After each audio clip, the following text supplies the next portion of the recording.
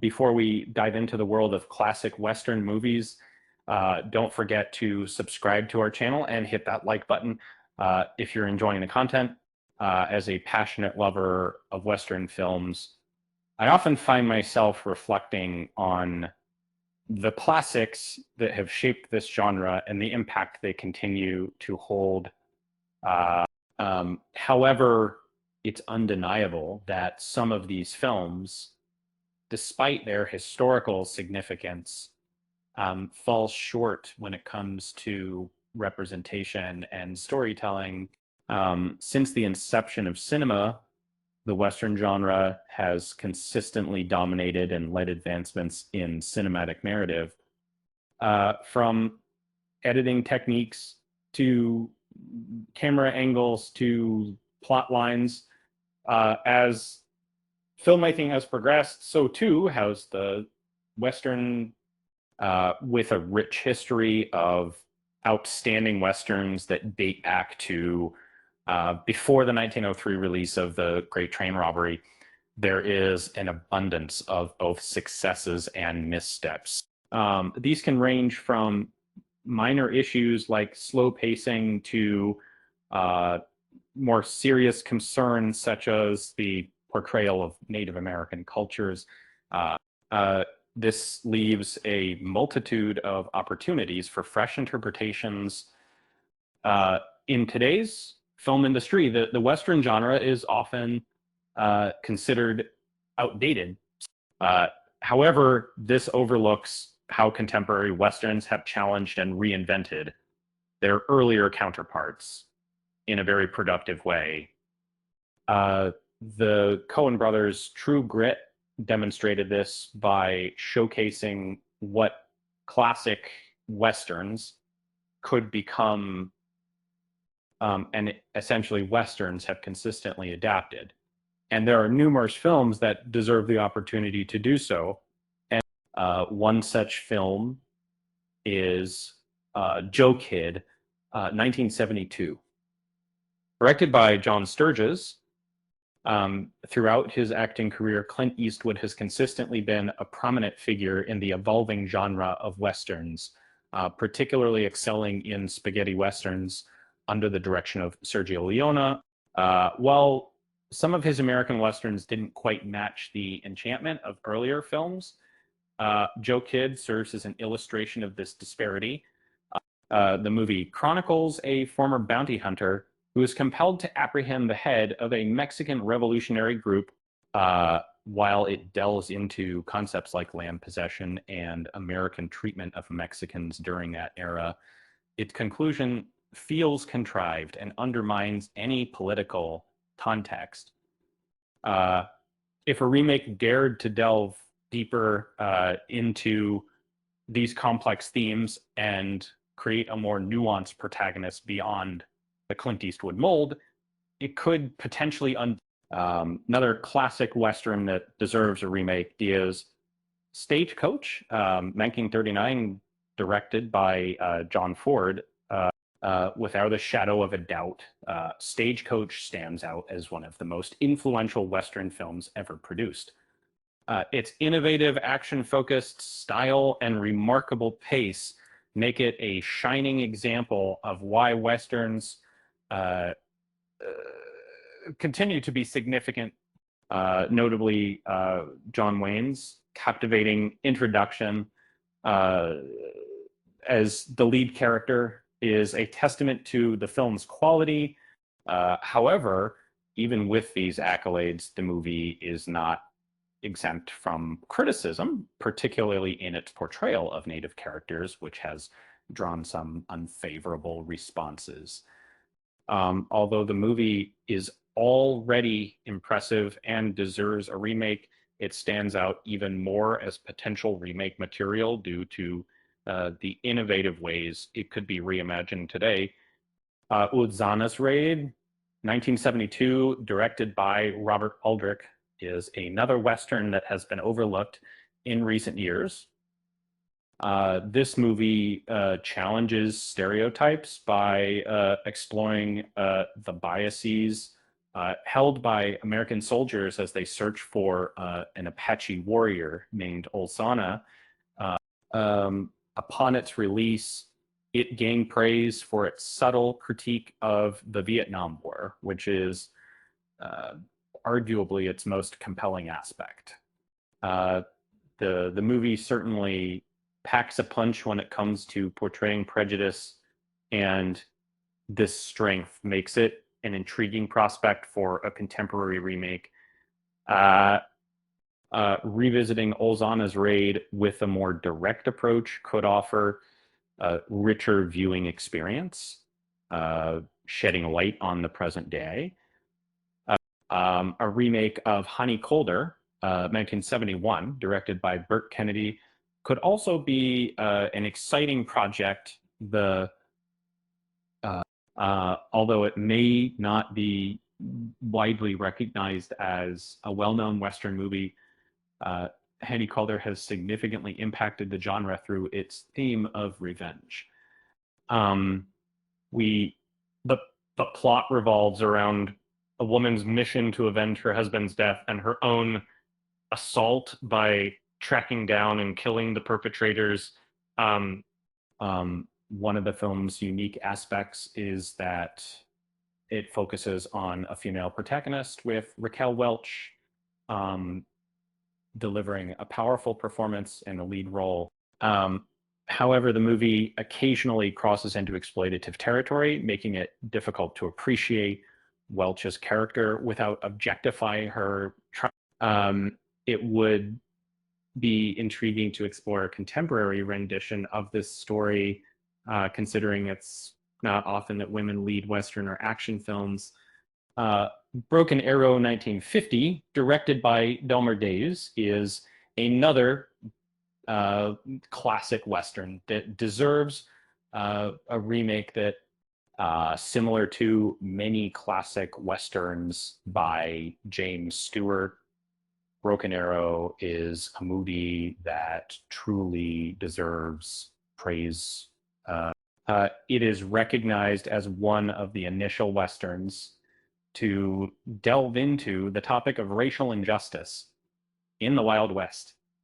The story revolves around a white American settler's efforts to foster peaceful ties between his fellow settlers and the Apache tribe. Without a doubt, it serves as a significant illustration of how the Western genre evolved over time, paving the way for more authentic portrayals of Native Americans.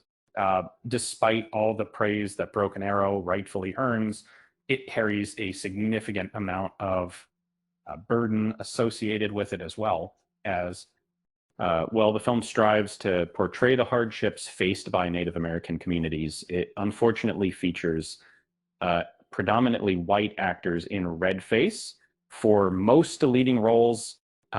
This inconsistency undermines the movie's intended message and makes it less impactful today. A remake of Cat Ballou, 1965, directed by Elliot Silverstein, could also be an entertaining project. Among Western comedies, only a handful like Blazing Saddles, 1974, and Cat Ballou stand out as being remembered. Daughter, indeed, Cat Ballou was one such film, making waves upon its release. Starring Jane Fonda in a quirky role, it attracted more attention than perhaps it warranted soon. In fact, Lee Marvin won an Oscar for Best Leading Actor for his performance. However, over time, the film has faded from public memory due to one main reason. It's not particularly memorable. It follows Jane Fonda's titular character as she attempts to hire an aging gunslinger to avenge her father.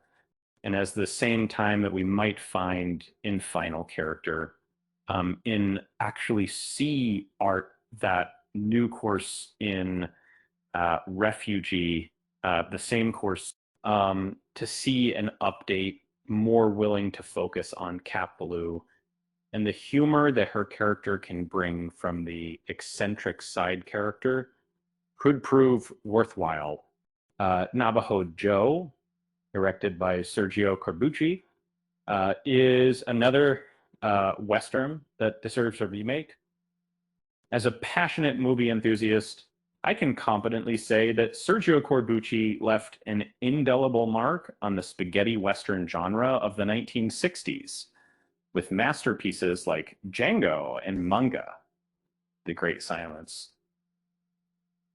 However, his film, Navajo Joe, despite its premise of a Navajo warrior's quest for vengeance, it falls short in comparison to Corbucci's usual brilliance when it comes to action, emotional depth. Uh, the miscasting of Burt Reynolds as the lead character is perhaps one reason for this shortfall, as his portrayal seems out of sync with the traditional Navajo warrior image. Reynolds himself frequently voiced disapproval towards Navajo Joe, considering it one of his least successful films, which is quite reasonable, given a contemporary remake featuring a Native American actor in the lead role could present an overlooked aspect of the Old West. This reimagining would also intensify the themes of revenge and its significance to the character, adding depth and resonance to the storyline. Hannie Oakley, directed by George Stevens, is another classic Western that deserves a remake. George Stevens is well known for creating numerous iconic Western films, such as Giant and Shane. Yet his movie Hannie Oakley has been a bit underwhelming in his collection. This movie narrates the story of the renowned sharpshooter Hannie Oakley, showcasing her participation in Buffalo Bill's Wild West show and her competition with her fictional counterpart Toby Walker. Barbara Stanwyck delivers an outstanding performance in the lead role.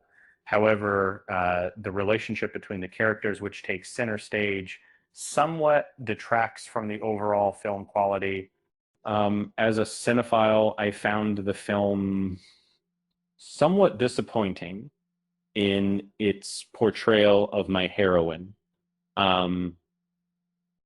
Instead of showcasing her remarkable skills as a sharpshooter and her significant role in American history, it chose to focus on a fabricated love story, leaving many aspects of her true tale untold. Oakley was far more than just a supporting character. She was a feminist icon whose perspective should have been the focal point of this production. Finally, The Searchers, 1956, directed by John Ford, is a classic Western that deserves a remake. From its debut in 1956, The Searchers has consistently ranked among the most remarkable Westerns ever produced. However, it's crucial to acknowledge that the film has faced criticism since its premiere due to its questionable depiction of Native characters and over-reliance on red face. It's worth mentioning that although The Searchers carries racial undertones, it delves into the topic of racism itself. The narrative revolves around a former Civil War soldier who embarks on a mission to recover his niece from a Comanche tribe. The Searchers is unquestionably strong in its depiction of deep-seated hatred, yet it persistently reinforces racial stereotypes. Although remaking the film may appear daunting, there's ample substance within the narrative to reimagine it. Delving deeper into the ideology and emotions of John Wayne's character could result in a movie better suited to tackle racism rather than perpetuating it. And